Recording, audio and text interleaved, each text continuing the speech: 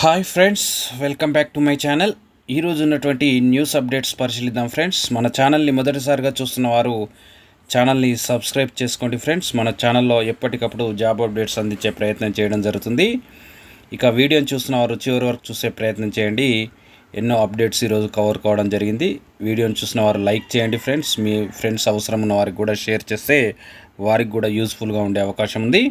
ఇక ముందుగా ఈరోజు అప్డేట్స్ చూసినట్టయితే డిఎస్సి 2003 టీచర్లు పాత పెన్షన్కు అర్హులే అంటూ హైకోర్టు ఒక ఉత్తర్వును విడుదల చేసినట్టుగా ఒక వార్త రావడం జరిగింది. దీనికి సంబంధించి డీటెయిల్స్ చూద్దాం ఫ్రెండ్స్. డిఎస్సి 2003 నోటిఫికేషన్ ద్వారా నియమితులైన ఉపాధ్యాయులు పాత పెన్షన్కు అర్హులేనంటూ హైకోర్టు స్పష్టం చేసింది. వారందరికీ పాత పెన్షన్ పథకాన్ని అమలు చేయాలని రాష్ట్ర ప్రభుత్వానికి ఉత్తర్వులు జారీ చేసింది. డిఎస్సి 2003 నోటిఫికేషన్ ద్వారా నియమితులైనటువంటి తమకు పాత పెన్షన్ పథకాన్ని అమలు చేయకపోవడం నిబంధనలకు విరుద్ధమంటూ పలువురు ఉపాధ్యాయులు దాఖలు చేసిన వాద్యాలపైన జస్టిస్ నగేష్ భీమపాక మంగళవారం విచారణ జరిపారు. పిటిషనర్ల తరపు సీనియర్ న్యాయవాదులు ఎల్ రవిచందర్, అడ్వకేట్ బొబ్బిలి శ్రీనివాసులు వాదన వినిపిస్తూ 2004 ఆగస్టు 31 వరకు అమల్లో ఉన్న పాత పెన్షన్ పథకాన్ని డిఎస్సి 2003 నోటిఫికేషన్ ద్వారా నియమితులను ఉపాధ్యాయులకు అమలు చేయకపోవడం చట్టవిరుద్ధమని, వారికి 2004 సెప్టెంబర్ 1 నుంచి అమల్లోకి వచ్చిన సిపిఎస్ పథకాన్ని అమలు చేయడం చెల్లదని పేర్కొన్నారు. 2003 కంటే ముందు ఖాళీగా ఉన్న ఉపాధ్యాయ పోస్టుల భర్తీ కోసం 2003లో నోటిఫికేషన్ జారీ చేసి ఈ ప్రక్రియను 2004 జూన్ నాటికి పూర్తి చేసిందని, పాలనాపరమైన జాప్యం వల్ల వారికి 2005 నవంబర్లో నియామక పత్రాలు ఇవ్వడంతో సిపిఎస్ను అమలు చేశారని, దీంతో ఆ ఉపాధ్యాయులకు తీరని అన్యాయం జరుగుతున్నదని వివరించారు. ఈ విధంగా మరి 2003 డిఎస్సి వాళ్ళు 2003 నోటిఫికేషన్ రాగా 2005 నవంబర్లో అపాయింట్ అయితే మరి 2004 సెప్టెంబర్ 1 నుంచి అమల్లోకి వచ్చినటువంటి సిపిఎస్ పథకాన్ని అమలు చేయడంతో వారు గతంలో 2003లోనే నోటిఫికేషన్ కాబట్టి వారంతా హైకోర్టును ఆశ్రయించగా మరి సిపిఎస్ పథకం కాకుండా పాత పెన్షన్ విధానాన్ని అమలు చేయాలని హైకోర్టు ప్రభుత్వాన్ని ఆదేశించింది. ఇక నెక్స్ట్ రెవెన్యూ డిపార్ట్మెంట్లో ప్రమోషన్స్కి సంబంధించి 44 మంది స్పెషల్ గ్రేడ్ డిప్యూటీ కలెక్టర్గా పదోన్నతి. రెవెన్యూ శాఖలో డిప్యూటీ కలెక్టర్గా విధులు నిర్వహిస్తున్న 44 మంది సీనియర్లకు ప్రభుత్వం స్పెషల్ గ్రేడ్ డిప్యూటీ కలెక్టర్లుగా పదోన్నతులు కల్పించింది. ఈ మేరకు మంగళవారం రెవెన్యూ శాఖ కార్యదర్శి లోకేష్ కుమార్ ఉత్తర్వులు జారీ చేశారు. ఇక రెవెన్యూ డిపార్ట్మెంట్లో డిప్యూటీ కలెక్టర్లకు 44 మంది, సీనియర్ డిప్యూటీ కలెక్టర్లకు స్పెషల్ గ్రేడ్ డిప్యూటీ కలెక్టర్లుగా ప్రమోషన్ రావడం జరిగిందంటూ ఇక్కడ వార్త రావడం జరిగింది. ఇక ఎంపీడీఓలకు త్వరలోనే ప్రమోషన్స్, ప్రభుత్వం వద్దకు ఫైల్. రాష్ట్ర ప్రభుత్వం ఎంపీడీఓల ప్రమోషన్స్ కోసం కసరత్తు చేస్తుంది. రాష్ట్ర వ్యాప్తంగా 37 మంది ఎంపీడీఓలకు డిప్యూటీ సీఈఓలుగా, 10 మంది డిప్యూటీ సీఈఓలకు సీఈఓలుగా ప్రమోషన్స్ ఇచ్చే అవకాశం ఉన్నట్టు తెలిపింది. 2019 నుంచి 22 వరకు ఎంపీడీఓలకు ప్రమోషన్ ప్రక్రియ కొనసాగింది. ఆ తర్వాత నుంచి ప్రమోషన్స్ ఊసే లేకుండా పోయిందని అధికారులు పేర్కొంటున్నారు. మొత్తానికి ఎంపీడీఓల ప్రమోషన్కి సంబంధించి ప్రభుత్వంలో ఫైల్ కదులుతున్నట్టుగా ఈ వార్త యొక్క సారాంశంగా మనము భావించాలి. ముఖ్యంగా ఎంపీడీఓలకు దాదాపు ఒక దశాబ్ద కాలం నుంచి సరైన ప్రమోషన్స్ లేక వాళ్ళు ఎంపీడీఓలుగానే చాలామంది రిటైర్ అవుతున్న నేపథ్యంలో మరి వారికి ప్రమోషన్స్ కల్పించడం శుభసూచకంగా భావించవచ్చు. అన్ని కేడర్ల ఉద్యోగులకు పదోన్నతులు. మంత్రి పొంగులేటి శ్రీనివాసరెడ్డి డిప్యూటీ కలెక్టర్లకు ప్రమోషన్స్ ఇవ్వడం పట్ల రెవెన్యూ జేఏసీ చైర్మన్ లచ్చిరెడ్డి హర్షం. రెవెన్యూ మినిస్టర్ని కలిసిన రెవెన్యూ అంటే వీరికి ప్రమోషన్స్ ఇచ్చిన నేపథ్యంలో, స్పెషల్ గ్రేడ్ డిప్యూటీ కలెక్టర్గా ప్రమోషన్లు వచ్చిన నేపథ్యంలో వారు మంత్రిని కలిసి ధన్యవాదాలు తెలుపుతున్నట్టుగా ఈ వార్త సారాంశం. ఇక అన్ని కేడర్ల ఉద్యోగులకు ప్రమోషన్లు కల్పించేందుకు సర్కార్ చర్యలు తీసుకుంటుందని చెప్పారు. చరిత్రలో మొదటిసారిగా 33 సెలక్షన్ గ్రేడ్ డిప్యూటీ కలెక్టర్ పోస్టులను రాష్ట్ర ప్రభుత్వం అందుబాటులోకి తెచ్చిందన్నారు.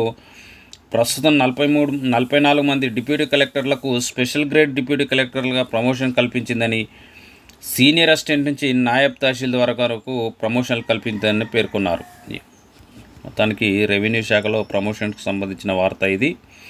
ఇక గురుకులాల్లోని సీట్లన్నీ భర్తీ, దళారుల మాటలు నమ్మి మోసపోవద్దు. 31న ఇంటర్ స్పాట్ అడ్మిషన్లో ఎస్సీ గురుకులాల సెక్రటరీ అలుగు వర్షిని. గురుకులాల్లో 5 నుంచి 9వ తరగతి వరకు సీట్లు భర్తీ అయ్యాయని, ఈ నెల 31వ తేదీన జూనియర్ కాలేజీల్లో ఇంటర్ ప్రవేశాల కోసం స్పాట్ అడ్మిషన్ల ప్రక్రియ చేపడతామని ఎస్సీ గురుకులాల secretary doctor VS Alugu Varshini తెలిపారు. సోమవారం డిసిఎస్ భవన్లో గురుకుల కార్యాలయంలో మీడియాతో మాట్లాడిన నేపథ్యంలో గురుకులాల్లో అడ్మిషన్లపై వస్తున్న ఆరోపణలో వాస్తవం లేదని, దయచేసి దళారులను నమ్మి మోసపోవద్దని పేర్కొన్నారు. మెరిట్ లిస్ట్ ఆధారంగానే సీట్ల భర్తీ జరిగిందని, స్పాట్ అడ్మిషన్ల ఖాళీల వివరాలను ఈ నెల 30వ తేదీన వెబ్సైట్లో అందుబాటులో ఉంచుతామని పేర్కొన్నారు. గురుకులాలకు సంబంధించి ఇక నెక్స్ట్, రేపు గురుకుల కాలేజీలో స్పాట్ అడ్మిషన్లు, విద్యార్థులు దళారులను నమ్మి మోసపోవద్దు వర్షిని.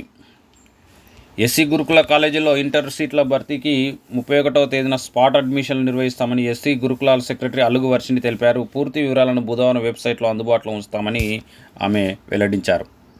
ఇక పరీక్షా కేంద్రాలపై పరేషాన్, వేరే రాష్ట్రాల్లో ఎగ్జామ్ సెంటర్లో నీట్ పీజీ అభ్యర్థులు ఆగిరం. నీట్ పీజీ రాస్తున్న విద్యార్థులకు వేరే రాష్ట్రాల్లో మరి సెంటర్లు పడిన నేపథ్యంలో వారంతా ఆందోళన వ్యక్తం చేస్తున్నట్టుగా ఈ వార్త యొక్క సారాంశం. వైద్య విద్యలో పీజీ కోర్సుల్లో ప్రవేశానికి జాతీయ స్థాయిలో నిర్వహించే నీట్ పీజీ 2025ను ఆగస్టు 3న ఒకే షిఫ్ట్లో నిర్వహించడానికి అన్ని ఏర్పాట్లు పూర్తయ్యాయని అధికారులు ప్రకటించారు. అంతకుముందు 2 షిఫ్టులలో నిర్వహించిన ఈ పరీక్షలను సుప్రీంకోర్టు ఆదేశాల మేరకు ఈసారి ఒకే షిఫ్ట్లో నిర్వహించనున్నారు. అయితే పరీక్ష కేంద్రాల కేటాయింపులో నిర్వాహకుల వైఖరి పట్ల అభ్యర్థులు తీవ్రంగా మండిపడుతున్నారు. తమ రాష్ట్రంలోని దగ్గర ప్రాంతాలకు ప్రాధాన్యత సెంటర్లుగా ఎంచుకుంటే తమకు ఇతర రాష్ట్రాల్లో పరీక్ష కేంద్రాలు కేటాయించడం పట్ల వేలాది మంది ఆగ్రహం వ్యక్తం చేస్తున్నారు. తెలంగాణ అభ్యర్థులకు రాజస్థాన్, ఏపీ అభ్యర్థులకు మధ్యప్రదేశ్, తమిళనాడు అభ్యర్థులకు ఏపీ, కేరళ అభ్యర్థులకు మహారాష్ట్ర, ఇలా ఇష్టం వచ్చినట్టు నిర్వాహకులు సెంటర్లు కేటాయించారని ఆరోపిస్తున్నారు. మొత్తానికి వేరే రాష్ట్రాల్లో పడ్డాయట సెంటర్లు. ఇక దేవాదాయ శాఖలో బది లీలలు, నచ్చినోళ్లకు అందలం లేదంటే నిబంధనలకు బూచి. యాదగిరిగుట్ట పర్యవేక్షణని వేములవాడ రాజన్న ఆలయానికి రిటర్న్ చేసేందుకు ఉత్తర్వులు జారీ, మాతృ సంస్థకు పంపాలని విజ్ఞప్తి చేసిన మరో ఉద్యోగికి మొండి చేయి. దేవాదాయ శాఖలో ఉద్యోగుల బదిలీలు జరుగుతున్నాయి. ఉన్నతాధికారులకు నచ్చినోళ్లకు అందలం ఎక్కిస్తూ వారు ఎంచుకున్న ఆలయానికి పంపిస్తున్నారని, మరికొందరికి మాత్రం నిబంధనల పేరు చెప్పి మొండి చేయి చూపుతున్నారనే విమర్శలు వస్తున్నాయి. రాష్ట్ర వ్యాప్తంగా దేవాదాయ శాఖ ఉద్యోగులను గత సంవత్సరం ఆగస్టులో బదిలీ చేసిన విషయం తెలిసింది. ఈ క్రమంలో వేములవాడ రాజన్న ఆలయంలో పనిచేస్తున్న ఉద్యోగులు యాదగిరిగుట్టకు బదిలీ కాగా అక్కడి నుంచి పలువురు వేములవాడకు వచ్చారు. అయితే 10-15 రోజులు గడవక ముందే యాదగిరిగుట్ట నుంచి రాజన్న ఆలయానికి బదిలీపై వచ్చిన రాజన్ బాబును తిరిగి యాదగిరిగుట్టకు వెళ్లిన వేములవాడ రాజన్న ఆలయ పర్యవేక్షకుడు గోలి శ్రీనివాస్ను వర్క్ ఆర్డర్ పేరిట వేములవాడ ఎమ్మెల్యేకు పీఏగా నియమిస్తూ అప్పటి దేవాదాయ శాఖ ఉన్నతాధికారులు అదే నెల 17వ తేదీన ఉత్తర్వులు జారీ చేశారు. మొత్తానికి ఇది ఈ ఎండోన్మెంట్ డిపార్ట్మెంట్లో ట్రాన్స్ఫర్ సంబంధించిన వార్త. ఇక బీఆర్ఎంబీ చైర్మన్గా బీపీ పాండే, కేంద్ర జలశక్తి శాఖ ఉత్తర్వులు. Godavari river board management board చైర్మన్గా బీపీ పాండే నియమితులయ్యారు. ఈ మేరకు కేంద్ర జలశక్తి శాఖ మంగళవారం ఉత్తర్వులు జారీ చేసింది. వచ్చే నెల 1వ తేదీ నుంచి ఉత్తర్వులు అమల్లోకి రానున్నాయి. బీపీ పాండే గతంలో గోదావరి బోర్డు మెంబర్గా కూడా పనిచేయడం జరిగింది. ఇక బీటెక్లో 82,521 మందికి సీట్లు. రాష్ట్రంలో బీటెక్ ఫస్ట్ ఇయర్ కాలేజీల్లో టీజీ ఎఫ్సెట్ సెకండ్ ఫేజ్ కింద అలాట్మెంట్ ప్రక్రియ పూర్తయింది. మొత్తం 91.2% సీట్లు నిండాయని మంగళవారం technical education commissioner Shri Devasena EAPCET సీట్ల అలాట్మెంట్ డేటాను రిలీజ్ చేయడం జరిగింది. ఇక నెక్స్ట్, సర్కారు డిగ్రీ కాలేజీల్లో నో స్పాట్ అడ్మిషన్స్. ఈసారి కూడా ప్రైవేట్ ఎయిడెడ్ కాలేజీలకే ఛాన్సు. రాష్ట్రంలో ప్రభుత్వ డిగ్రీ కాలేజీల్లో స్పాట్ అడ్మిషన్లకు ఈ ఏడాది కూడా అవకాశం కల్పించలేదు. కేవలం 630 ప్రైవేటు, 29 ఎయిడెడ్ డిగ్రీ కాలేజీలకు మాత్రమే స్పాట్ అడ్మిషన్లు నిర్వహించేందుకు తెలంగాణ హయ్యర్ ఎడ్యుకేషన్ కౌన్సిల్ అనుమతిచ్చింది. 119 ప్రభుత్వ, 37 అటానమస్ వర్సిటీ కాలేజీలకు స్పాట్ అడ్మిషన్ అవకాశం నిరాకరించింది. దోస్తు స్పెషల్ అడ్మిషన్లు ఈ నెల 25 నుంచి ఆగస్టు 6 వరకు కొనసాగుతున్నాయి. ఇది పూర్తయిన తర్వాత ఆగస్టు 11, 12 తేదీల్లో స్పాట్ అడ్మిషన్ల ప్రక్రియ చేపట్టనున్నారు. ఇక 2003 డిఎస్సి ఉపాధ్యాయులు పాత పెన్షన్కు అర్హులే అంటూ హైకోర్టు వెలువరించిన వార్త మనం ఇంతకుముందే చూసాము. ఇక కేజీబీవీ స్టూడెంట్లకు స్పోర్ట్స్ సూట్. రాష్ట్రంలోని కస్తూర్బా గాంధీ బాలికల విద్యాలయాల్లో చదివే విద్యార్థులకు స్పోర్ట్స్ సూట్ షూ ఇవ్వాలని సర్కార్ నిర్ణయించింది. దీనికి సంబంధించిన ఏర్పాట్లను స్కూల్ ఎడ్యుకేషన్ అధికారులు ప్రారంభించారు. సమగ్ర శిక్ష పిఏబిలోను దీనికి కేంద్రం అనుమతించింది. దీనికి అయ్యే ఖర్చులో 60% కేంద్రం ఇవ్వనుంది. ఇక టీచర్ల కోసం యూనిఫైడ్ సర్వీస్ రూల్స్ అమలు చేయండి. కేంద్ర మంత్రి ధర్మేంద్ర ప్రధాన్కు ఎమ్మెల్సీ మల్క కొమరయ్య విజ్ఞప్తి. తెలంగాణలోని పంచాయతీరాజ్ ప్రభుత్వ పాఠశాలలో పనిచేసే ఉపాధ్యాయుల కోసం ఏకీకృత సర్వీస్ రూల్స్ అమలు తీసుకురావాలని ఎమ్మెల్సీ మల్క కొమరయ్య కోరారు. ఈ మేరకు మంగళవారం ఢిల్లీలో కేంద్ర విద్యాశాఖ మంత్రి ధర్మేంద్ర ప్రధాన్ ఆయన మర్యాదపూర్వకంగా కలిశారు. ఇక మధ్యాహ్న భోజనానికి సంబంధించి ఫండ్స్ రిలీజ్ కావడం జరిగింది. 51 కోట్లు రిలీజ్ చేయడం, 51,000 కోట్లని ఇచ్చిన 51 కోట్లది పాఠశాల విద్యాశాఖ డైరెక్టర్ ఉత్తర్వులు. ప్రభుత్వ పాఠశాలలో అమలవుతున్న మధ్యాహ్న భోజన పథకం నిర్వహణ నిధులు విడుదలయ్యాయి.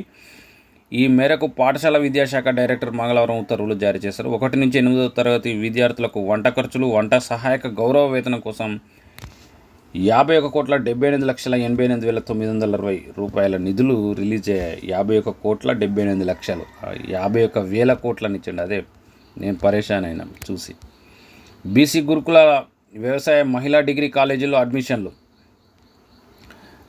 బీసీ గురుకుల వ్యవసాయ మహిళా డిగ్రీ కళాశాలలో బీఎస్సీ ఆనర్స్ ఫస్ట్ ఇయర్లో ప్రవేశం కోసం 30వ తేదీ నుంచి దరఖాస్తులు చేసుకోవాలని సంస్థ కార్యదర్శి బడుగు సైదులు ఒక ప్రకటనలో తెలిపారు. వెబ్సైట్లో అర్హత సాధించిన విద్యార్థులు వనపర్తి, కరీంనగర్లో ఉన్నటువంటి కళాశాలలో చేరేందుకు ఆ యొక్క సైట్ ద్వారా లేదా ఈ 2 సైట్లు ఇచ్చారు. ఈ సైట్ల ద్వారా దరఖాస్తు చేసుకోవాలని మహిళా వ్యవసాయ డిగ్రీ కాలేజీలో అడ్మిషన్స్. ఇంతటితో ఈరోజు ఉన్నటువంటి అప్డేట్స్ పరిశీలించాం ఫ్రెండ్స్. నెక్స్ట్ వీడియోలో మళ్ళీ కలుద్దాం. మన ఛానల్ని సబ్స్క్రైబ్ చేసుకొని ఛానల్ని సపోర్ట్ చేయండి ఫ్రెండ్స్.